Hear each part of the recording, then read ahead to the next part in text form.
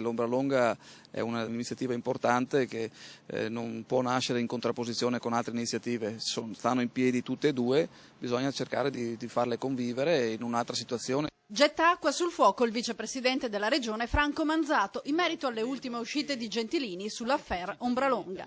Che le esternazioni del vice sindaco facciano sempre discutere è un dato di fatto, ma questa volta sembra proprio un Gentilini contro tutti in difesa a spada tratta dell'Ombra Longa. La manifestazione è tilgoliardica che si organizza dal 1990 a Treviso, nata in modo spontaneo, poi cresciuta e benedetta dalle amministrazioni comunali e provinciali, sino allo scorso anno quando terminò in tragedia. Da sempre si svolge la terza domenica di ottobre, ma dopo la morte di un ragazzo è stata cancellata dal sindaco Giampaolo Gobbo. Tutti ne hanno preso le distanze, fuorché Gentilini. E che il 18 ottobre venga occupato dall'evento regionale Veneto tra terra e cielo allo sceriffo proprio non va giù, e promette ai suoi fans di guidare la sua Ombra Longa spontanea, organizzata dal popolo del web.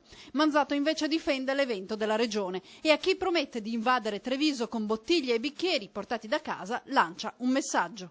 Spero che ci ripensino per un punto fondamentale. Questa manifestazione Veneto tra terra e cielo a Treviso non ha niente a che vedere con l'Ombra Longa, non vuole sostituire l'Ombra Longa, tanto è vero che il prossimo anno non sarà a Treviso ma sarà in un altro capoluogo di provincia, quindi è una manifestazione assolutamente regionale per giovani, per famiglie, tenendo presente che qui si trova non solamente l'enogastronomia ma si trova anche la cultura, l'arte, l'imprenditoria.